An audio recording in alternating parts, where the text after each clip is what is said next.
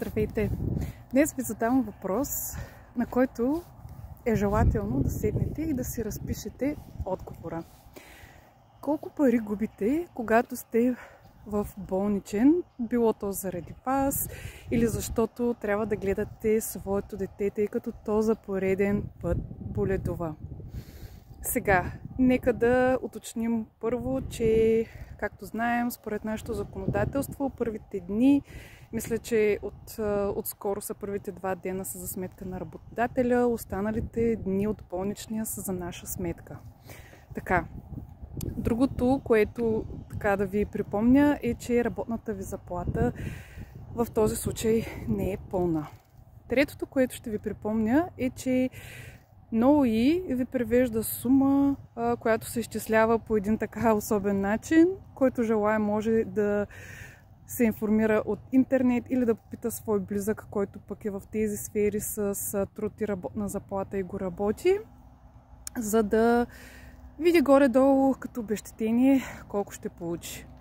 И така, представете си, че вие сте в болничен през 2 седмици, което означава средно по 2 пъти в месеца вие излизате от болничен.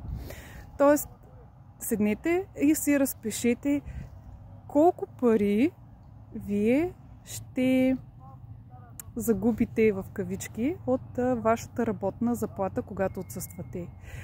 И си помислете, защо тези пари, които вие губите, докато сте в болничен, било то заради вас или за да гледате вашето дете в къщи, ги вложите в натурални продукти, които ще помогнат на вас, на вашето дете да е по-здраво, вие да сте редовно на работа, да си получавате пълната работна заплата и вашето дете да може да ходи здраво на ясла, на детска градина и съответно на училище.